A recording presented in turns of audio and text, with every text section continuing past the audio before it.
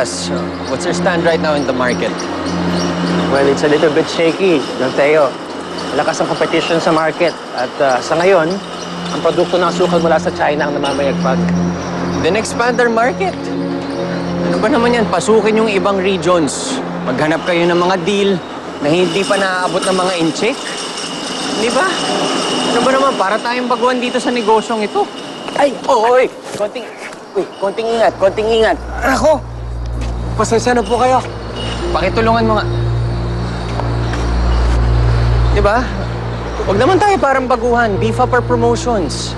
Don Teo, ang ibig ko sabihin kumikita naman tayo pero mas malakas ang agos ng pera palabas. Especially nitong last 2 quarters. Basa ko nga sa report mo yon at kailangan mo ng inventory ng mga tao dito. Baka hindi natin nalalaman, may mga taong gumagamit ng resources natin. In fact, sir, may questionable sa record that may mga gastos na hindi mahanap. Malaking halaga ba?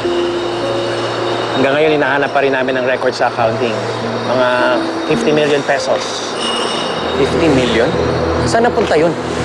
Sir, ang huling nakapirmang tumanggap ay ang inyong mother, si Doña Trining.